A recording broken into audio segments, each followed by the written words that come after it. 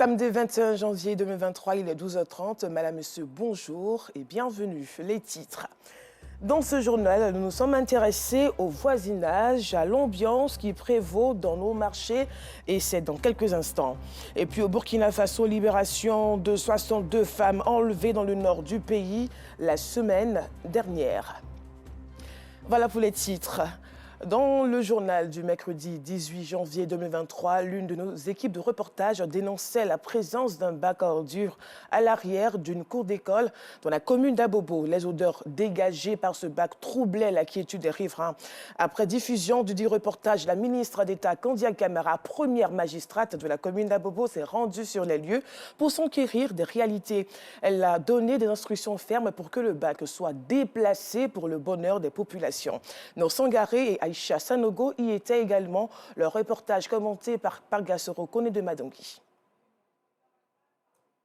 Il y a des jours, quand nous arrivons, il y a des odeurs insupportables au niveau de l'école. Dans la scène de l'école, vraiment, nous n'arrivons même pas à nous en sortir. L'année dernière, nous avons constaté la présence de beaucoup de pneus, si on peut dire ainsi. Tout juste après la clôture se trouve la poubelle. Quelques jours après, ils sont venus, ils ont mis le feu dans ces pneus-là et pratiquement un mois. Ça nous a fatigués. Et par moments, certains élèves se mettent à vomir. Il y a beaucoup d'absences parce que certains sont très souvent malades. Nous avons eu l'année dernière une de nos collègues qui est tombée. On a dû l'évacuer d'urgence dans une clinique de la place pour la réanimer parce qu'elle avait un souci de respiration. Tout ça dû aux ordures. Ce calvaire est désormais un lointain souvenir. Le cri de cœur des populations d'Abobo-Sagueran-QG entendu. La ministre d'État, Kandia Camara, maire de la commune d'Abobo, s'est rendue sur les lieux pour s'enquérir des réalités. Le mercredi soir, à mon retour de mission, donc à mon retour des Émirats Arabes Unis, je suis tombé sur un reportage sur la RTI 2 qui présentait un site de groupage des ordures où vraiment les ordures débordaient et cela créait des nuisances. Aujourd'hui, en revenant de la mosquée, j'ai décidé de m'arrêter là pour en savoir davantage. Elle s'est d'abord entretenue avec le premier responsable de l'établissement, puis direction l'emplacement du bac à ordures. Elle a ensuite donné des instructions fermes pour le déplacement de ce bac. Pour elle, la santé des populations passe par-dessus tout. Nous constatons qu'effectivement, ce site-là n'est pas bien indiqué. Donc nous avons demandé à l'opérateur de déplacer ce bac à ordures afin que la santé, pas seulement des élèves, du personnel, même des populations d'ici soit préservée. Je voudrais dire aux populations d'Abobo que nous sommes là pour elles.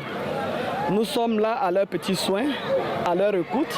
Et chaque fois que nous allons noter quelque chose de gênant pour elles, nous allons agir. Une initiative saluée par directeurs, enseignants, apprenants et populations qui craignaient pour leur santé, mais surtout qui attendaient cette décision depuis longtemps des premiers responsables de la commune. Celle de voir disparaître à jamais ce site de précollecte d'ordures alentour du groupe scolaire banco-japonais. C'est sa commune, on ne savait pas qu'elle pouvait suivre ça comme ça.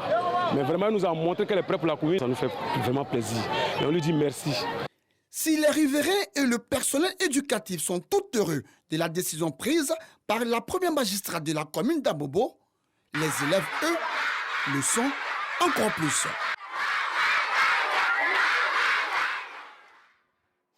Intéressons-nous au bon voisinage dans nos marchés à présent, dans les marchés d'Abobo à Kekwa et Cocody Cocovico. Certaines commerçantes disent avoir subi quelques pratiques mystiques qui auraient pu mettre fin à leur vie. Cependant, d'autres femmes n'ont en souvenir que de beaux moments passés entre commerçantes. Reportage. Au marché d'Akekwa, dans la commune d'Abobo, Pauline Kwame a échappé à maintes reprises à la sorcellerie selon elle. Un matin comme ça, je suis venue au marché et puis je suis venue trouver les excréments humains dans mon lieu de vente. Ça s'est répété au moins 5 fois. Quand je viens puis je trouve, j'ai pris et puis j'enlève, je jette. Quand ils font ce genre de trucs, c'est pour nuire à ta vie. ou bien c'est pour te faire quitter le marché, ou bien c'est pour te donner une maladie. La collaboration entre commerçantes d'un marché n'est pas toujours chose aisée. Comme Pauline, certaines femmes n'ont pas échappé à des tentatives d'ensorcellement. J'étais quitté en voyage. Si vous trouver, ils ont mis caca. C'est caca même, la personne a mis. Son caleçon, elle a porté, elle a mis dessus. Tout ce qu'on dit n'est pas touché. Moi, c'est mon mari qui est venu ramasser. Si il prenait, on dit ça allait me faire du mal. Depuis ce jour, en tout cas, vraiment, ça ne marche pas. Et pourtant, d'autres commerçantes ont connu une expérience bien différente. La cohésion et l'entente ont toujours été de mise dans leurs différentes relations avec leurs consoeurs. Chez nous ici, c'est l'entente, c'est l'ambiance. Quand on quitte à la maison, tu confies ce que tu fais à Dieu. Si le client quitte à la maison, Dieu lui dit va chez telle femme-là. Il vient, il paye, il s'en va. Moi-même, je me suis levé, je suis allé faire mon marché là. C'est ma voisine là qui a vendu pour moi. C'est là comme ça là. Elle est venue là, ça fait 1 an. Mais moi, je suis ici depuis 89, mais je n'ai rien dit. Je vends pour elle. Quand elle se lève, moi aussi, elle aussi, quand je me lève, elle vend pour moi. Cette solidarité est aussi de mise au marché de Cocovico, dans la commune de Cocody. Ici, les commerçantes disent former une famille. On s'attend très bien. Ça va. Je n'ai pas de problème avec mes voisins. En tout cas, ça va. On se donne les monnaies. On mange ensemble, on fait tout ensemble. Puis le soir, chacun rentre chez lui. Chez nous ici, il n'y a pas de jalousie, il n'y a rien ici. Ici, c'est la famille. On rit, on vient au cause. On a comme dessert, ça va ici. Quand il a besoin de quelque chose, il m'a là-bas, on me donne aussi. Quand il a besoin de quelque chose, il vient ici. La cohabitation dans les marchés est parfois difficile, surtout la cohabitation entre les femmes. Une chose est sûre, ni pratique mystique, ni querelle ne prennent le dessus sur l'entraide. Un peu de loisir dans ce journal. Les membres de la Société ivoirienne d'imagerie médicale SIM ont effectué une sortie dans la forêt du Banco à Abidjan. L'objectif de cette sortie, passer du bon temps après plusieurs mois de travail. Suivons ce reportage.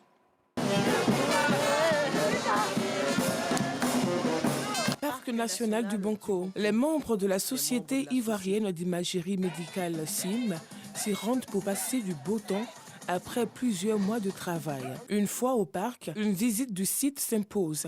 Chant, danse, jeux et sport au rendez-vous. Ce qu'on veut, c'est déjà raffermir les liens entre tous les gens qui travaillent dans les services de radiologie. On travaille souvent ensemble et souvent les relations peuvent être tendues. Si on se retrouve ici aujourd'hui dans le cadre de la détente, on va mieux se connaître, on va harmoniser nos rapports et tout ça, ça va aller dans le bonheur du patient. Responsables et agents de la Société ivoirienne d'imagerie médicale se réjouissent de cette randonnée. Les radiologues regroupés dans la CIM se regroupent aujourd'hui pour célébrer ce jour, célébrer leur spécialité, s'encourager, car il y a beaucoup de travail à faire, beaucoup de progression à obtenir. Voilà, donc nous sommes rassemblés pour redynamiser les troupes. Nous avons remercié le Bureau pour l'innovation et pour cette manière de célébrer cette journée-là parce qu'elle nous permet de nous retrouver tous les techniciens d'imagerie médicale, les médecins, les professeurs dans le domaine et ça nous permet de partager un moment de convivialité et ça nous permet de croiser aussi d'autres personnes qui sont des icônes dans le domaine. Quelqu'un a pensé à rassembler les radiologues sous la canopée. Et vraiment, c'est à saluer. Bravo au comité d'organisation qui a vraiment fait mains et pieds pour que cette journée-là ait lieu. Ce que je retiens, c'est que c'était formidable. Ensuite, qu'il faut pérenniser. Il ne faut pas que ce soit occasionnel. Il faut peut-être que ce soit périodique. Cette première visite de la Société ivoirienne d'imagerie médicale au Parc national du Banco a été marquée par le partage d'un repas. Tous se sont donné rendez-vous l'année prochaine à l'occasion de la célébration de la Journée mondiale de la radiologie. En culture, Christem Organisation a tenu la 9e édition du Festival international de louanges d'Abidjan, FILA. Cette plateforme musicale fait la promotion du reggae et du jazz tout en permettant aux mélomanes de faire des dons. Cette édition a pour objectif de collecter des fonds pour aider les enfants déscolarisés. Anicette Koulon-Blessing. La cause des enfants déscolarisés au cœur de la 9e édition du FILA, Festival international de louanges d'Abidjan.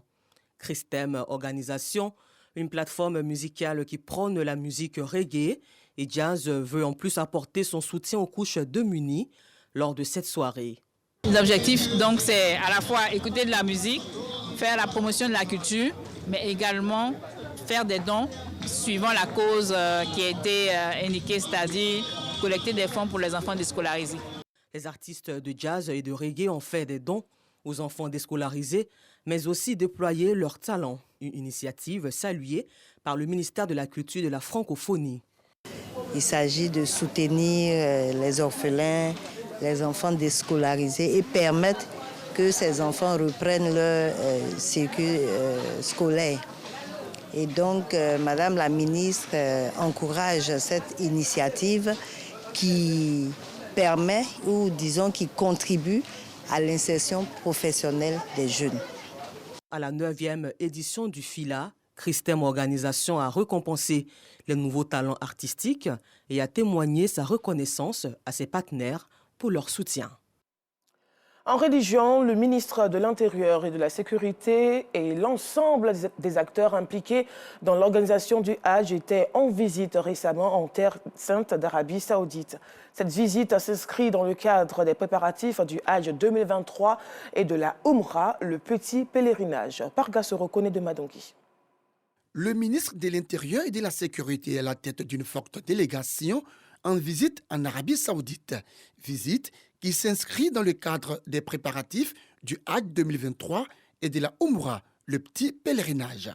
Vagondo Diomandé et l'ensemble des acteurs impliqués dans l'organisation du pèlerinage en Terre Sainte d'Arabie Saoudite ont été reçus par Dr Taufik bin Fawzan Al-Rabia, ministre saoudien du Hajj et de la Umrah, et par son adjoint Dr Abdul Fattah bin Suleiman Marchat. Au centre des discussions, le bilan du Hajj 2022 et le quota alloué à la Côte d'Ivoire. Il était important pour nous de venir donc en Arabie Saoudite aux côtés des autorités saoudiennes pour faire un bilan de l'édition 2022 afin de mieux préparer l'édition 2023. Je voulais profiter justement de cette occasion pour dire merci aux autorités saoudiennes qui cette année ont revu le quota du contingent ivoirien à 10 000. Contrairement à ce que nous avons eu l'année dernière avec des restrictions qui nous ont fait partir que 4 527 pèlerins pour le compte de la Côte d'Ivoire. Donc ce quota de 10 000 vient à propos. Nous avons sollicité auprès des autorités saoudiennes la possibilité de revoir ce quota à la hausse. Nous espérons que cet appel-là sera entendu pour permettre à la très grande majorité de candidats au pèlerinage d'accomplir ces 5e piliers de l'islam.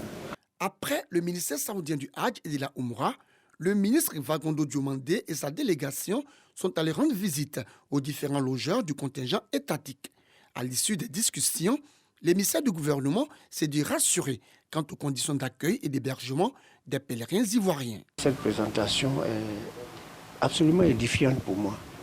Voilà, je peux partir rassuré quant aux conditions d'hébergement dans lesquelles les Ivoiriens vont séjourner au cours de leur séjour ici.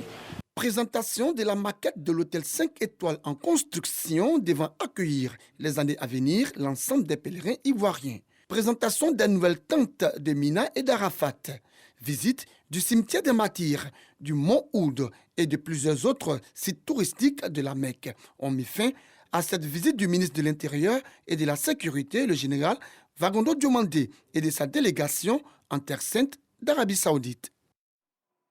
Hors de chez nous, quelques 62 femmes et leurs 4 bébés qui avaient été enlevés dans le nord du Burkina Faso par des djihadistes présumés la semaine dernière ont été libérés vendredi par l'armée, alors que le pays a été endeuillé par une série d'attaques qui ont fait une trentaine de morts. Et pour terminer, au Tchad, le gouvernement a levé ce vendredi la suspension des activités politiques de plusieurs partis politiques, décrétées il y a 3 mois notamment pour troubles à l'ordre public, lors des manifestations du 20 octobre réprimées dans le sang par le pouvoir. Voilà, c'est la fin de ce journal. Merci de l'avoir suivi.